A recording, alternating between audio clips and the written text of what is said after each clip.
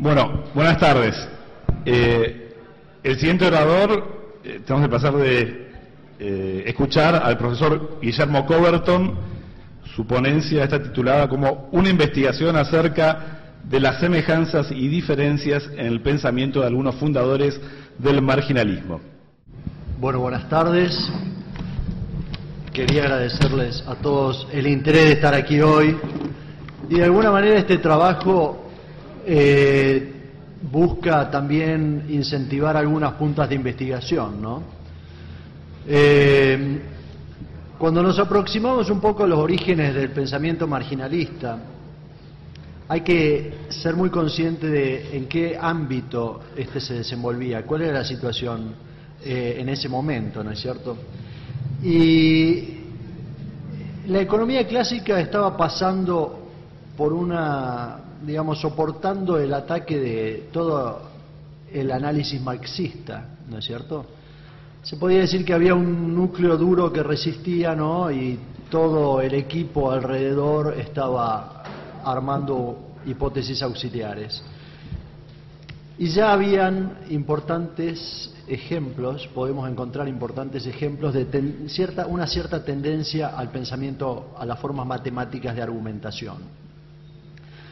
Yo quiero mencionar un trabajo de Cesare Gonzana Beccaria, de 1764, ¿no? El tentativo analítico sui contrabandi, que ya planteaba de alguna manera, con herramientas matemáticas, que cuando el impuesto es demasiado alto, los incentivos para no pagarlo también lo son, y que la recaudación disminuía, una especie de curva de Laffer, que podemos ver también en un trabajo posterior de 1844 de Dupuit, en donde él hace el análisis de la utilidad de la obra pública, y en este trabajo también se plantea la obra pública por peaje, ¿cierto? Y cuando el peaje era demasiado alto, la gente no utilizaba esa obra pública o evadía el pago y sencillamente no era rentable.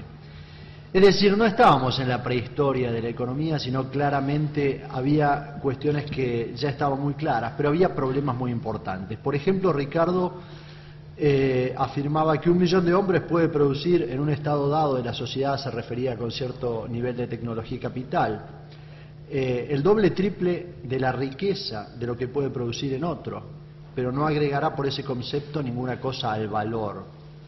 Esto ya empieza a plantearnos que había algunos problemas de definiciones, ¿no?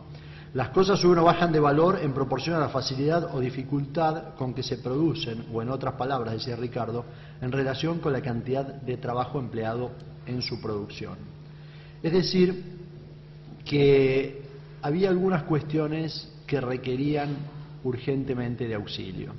En este marco, yo creo que todos recordamos que el pensamiento tanto de Menger como de Jevons dio origen a una nueva teoría del valor, pero creo que es interesante ser bastante cauteloso, bastante conservador en términos de recordar que no compartían la misma escuela de pensamiento, ni el mismo ámbito académico, ni el mismo idioma. Es decir, que si bien hay muchas coincidencias muy fuertes, yo no he encontrado ninguna cosa que me indique que uno conocía el trabajo del otro hasta que fueron ambos publicados, y es más, Ben Baber que afirma lo contrario. Pero bueno, ¿en qué podemos encontrar en común en estos autores? Bueno, muy claramente el subjetivismo, ¿no? Es significativo el grado de coincidencia que encontramos en términos de lo que, cómo reacciona el individuo, el nivel de satisfacción que tiene con cantidades diferentes de bienes. En esto hay un grado de coincidencia muy alto.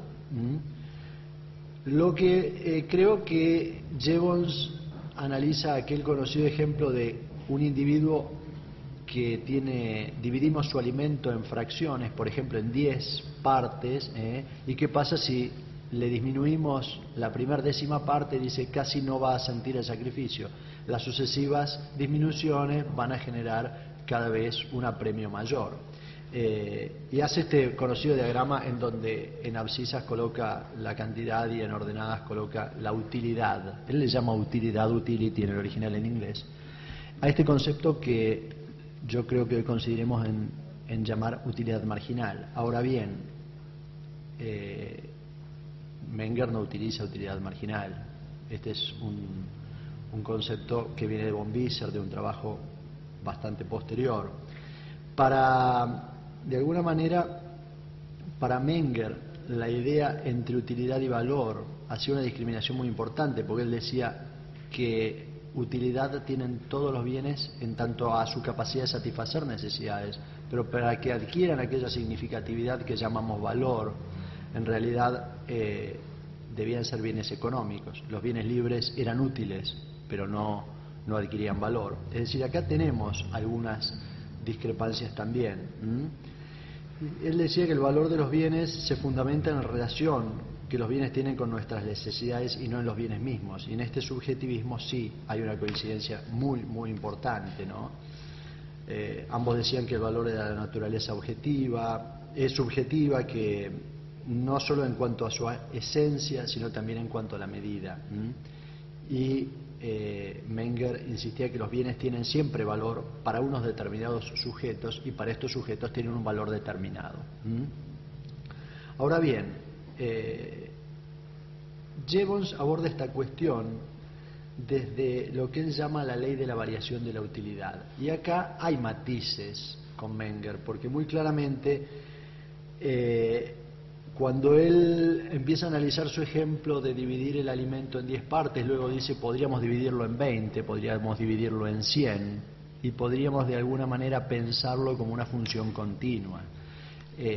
Bueno, aquí ya no parece tan claro el asunto, ¿no? Porque es más, parecería mucho más claro lo contrario, que variaciones infinitesimales no llegarían a producir sensaciones de ningún tipo. Y aquí es donde podemos encontrar alguna diferencia